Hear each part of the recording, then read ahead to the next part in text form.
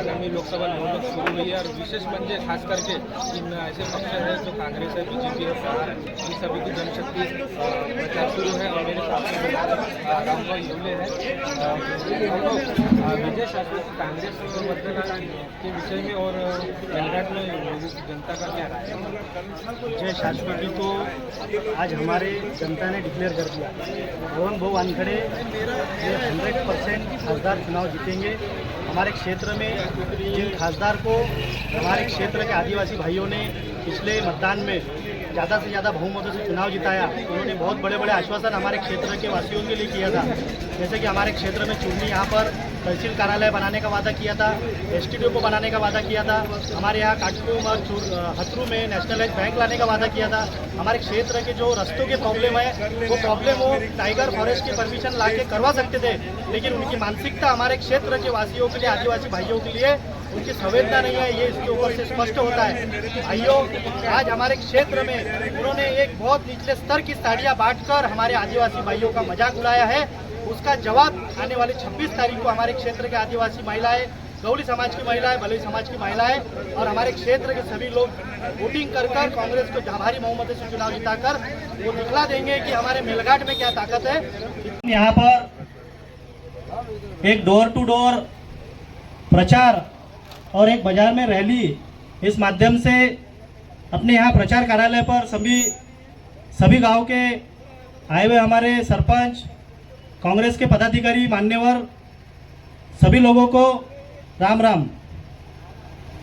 आज हमारे जिले के खासदार, इनको हमने पिछले चुनाव में हमारे बोलने के ऊपर और आप सभी लोगों के समर्थन से ज़्यादा बहुमतों से हमने चुनाव जिताया।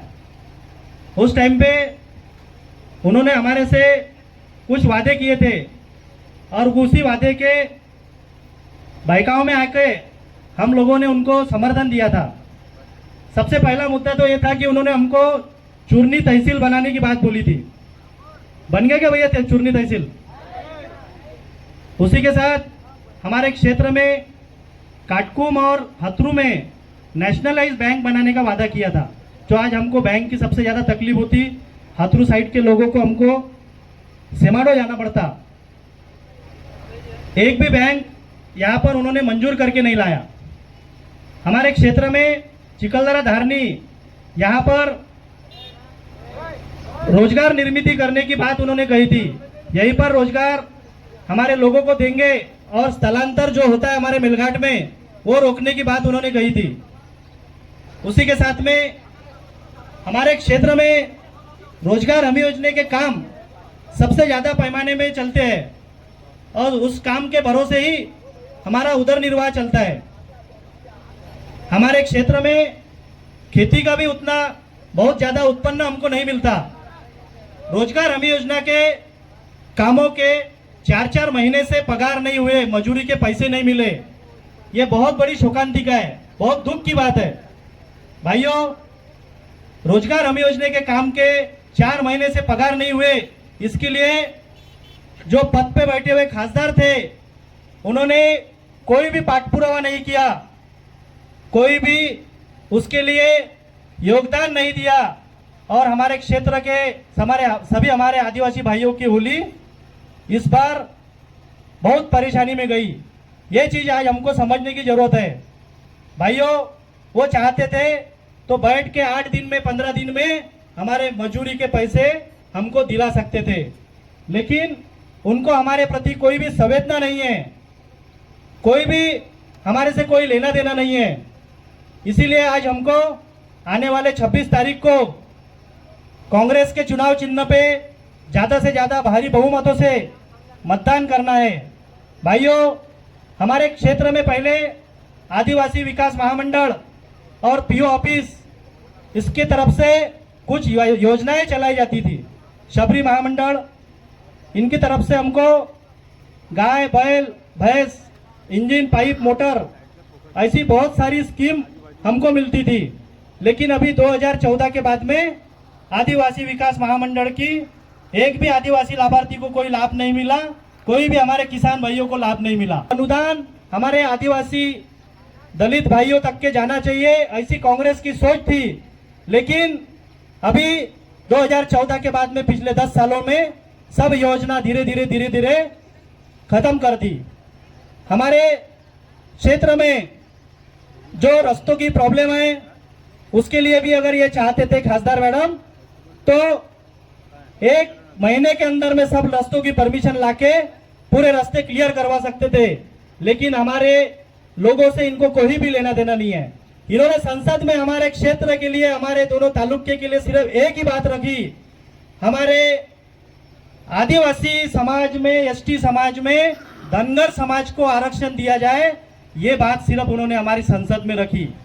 और उसी के साथ में एक मुद्दा और रखा, हमारे क्षेत्र के जो भी हमारे आदिवासी भाई है, जंगल में रहने वाले, फॉरेस्ट टाइगर विभाग में रहने वाले भाइयों को यहां से पुनर्वसन करने के लिए ही इन्होंने वहां पर एक मांग रखी और 10 लाख की जगह 20 लाख देने का वादा किया और हमारे भाइयों को यहाँ से पुनर्वसन करने की बात कही। पुनर्वसन करने से कुछ फायदा है क्या भैया? तो ये बात हमको आज समझने की जरूरत है। हमारे क्षेत्र में अगर ऐसा कोई भी अगर ठोस काम किया होगा तो आप लोग जानते ही है, खासदार और उनकी सत्ता, इसमें वो बहुत कुछ काम कर सकते थे, लेकिन एक भी काम उन्होंने आज तक के हमारे क्षेत्र के लिए नहीं किया। इसलिए हमको आज हमारे क्षेत्र में हर गांव में, एक भी गांव में भाजपा को मतदान नहीं होना चाहिए। भारी बहुमतों से हमको कांग्रेस के पंजे के चुनाव चिन्ह पे बलवंत भाऊ वानखड़े इनको चुनाव जिताना है। भाइयों, पहले किसान के फसल को कांग्रेस के टाइम पे 6000 भाव मिलता था, उसके बाद में हो गए, लेकिन हमारे अनाज को भाव 3,500-4 हजार के ऊपर नहीं जा रहा। ये चीज भी आज हमको समझने की भी, समझाने की भी जरूरत है। हम जिस तरीके से ग्राम पंचायत चुनाव लड़ते, उस तरीके से आप सभी वरिष्ठ लोग हैं, गांव-गांव के प्रमुख लोग हैं, आप सभी लोगों से विनती है कि एक भी वोट हमारा इधर उधर नहीं जाना चाहिए। ग्राम पंचायत चुनाव जिस तरीके से हम लड़ते हैं उसी तरीके का चुनाव होना चाहिए, यही आप सभी लोगों से अपेक्षा है।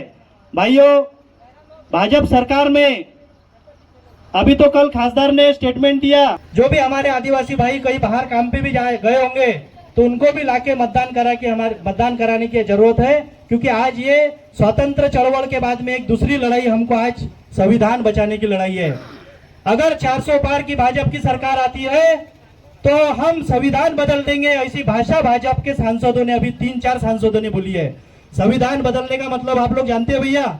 संविधान बदलना मतलब हमारा आदिवासी का आरक्षण खत्म करना, हमारा एसटी का, एससी का, ओबीसी का आरक्षण खत्म करना। मोदी जी ने तो संसद में भी ये बात बोली कि हमको आरक्षण से कोई लेना देना नहीं है।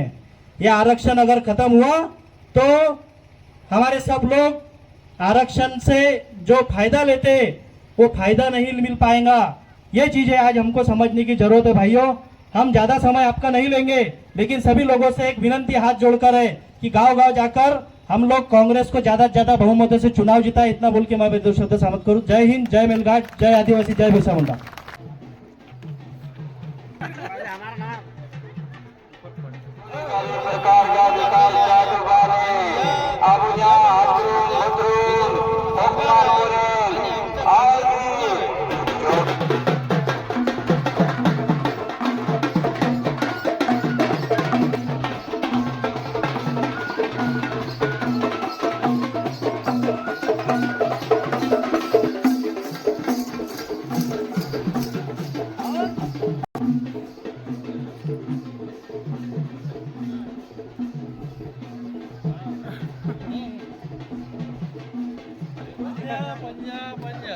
हमारा पंजाब, तुम्हारा पंजाब, सबको